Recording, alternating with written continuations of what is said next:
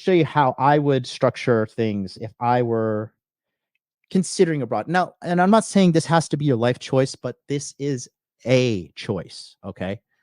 So, um, okay, let's pull this up. Okay, there we go. Okay. So here's the deal, right?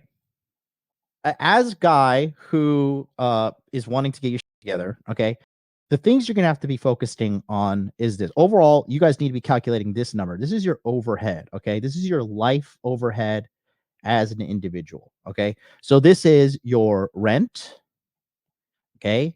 This is your utilities. This is your cell. This is your food, and this is your transportation. All right, whether that be car, insurance, gasoline, whatever the case may be, that's typically what you're going to have in your day-to-day life. Okay, and we'll just use Thailand as an example. Okay, and we'll use high-end numbers. So what we're gonna do is we're gonna calculate your high-end expenses in Thailand and your average expenses in USA. And then we're gonna have total here, okay? And this is how I think it would be good for you, okay? So USA, let's just say you're living in a decent spot. You're like at I'll keep it conservative. I'll keep it very conservative and put like $1,000. Okay. Utilities in America, gas, internet, water, electricity. We'll put that at 300.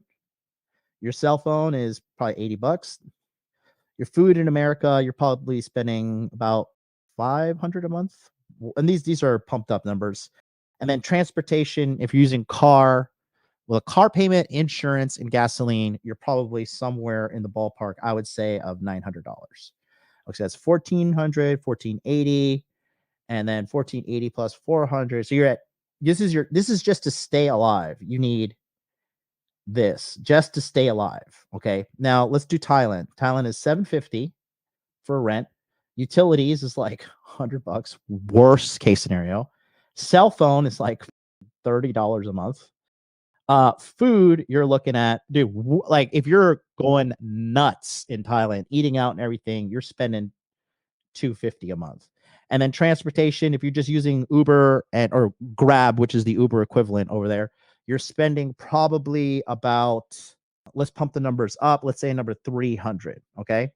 So Aaron's saying 1,000 for rent. I did say I was being like nice and, conservative, but what would you, Aaron, what would you say for a studio is in United States? I just put 1,000 there to kind of give people the benefit of the doubt, but the Thailand numbers are efficient. So 850 plus is 1,100, and then 330, 1,100. So you're looking at 1,430, and this is all high quality. And then in USA, this is medium at best. So that's what you have to do. Okay. Let's say you're taking home, your total take home is, let's say it's 3K. Okay. So that leaves you here with like, what is that? That's your leftover there. And then here, you're also bringing home 3K, right? But you're bringing home, what is that? 1,570, right? But also another thing is this: high quality equals you're happy.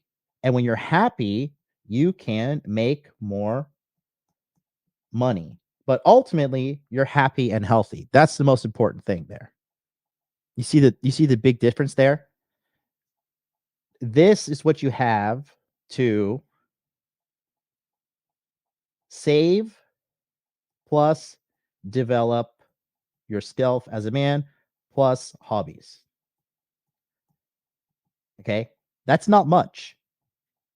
Here, you only have like a 300 something dollar bit difference, but your quality of life is higher and you have more time to invest in yourself and make more money. Because if you're a man and you're not prioritizing getting your money right and taking care of your finances, you're a fucking child. Okay. You are a fucking man child. And it sounds like I'm being strict and it sounds like I'm being very, verbose about it. But the thing is here, right? Nobody wants to talk about these things that are um, extremely important. And as a man, you got to get your money right, guys. You have to fix your money problem if you have one. Okay. Because it goes like this. You need to survive. And then eventually you need to thrive. Okay.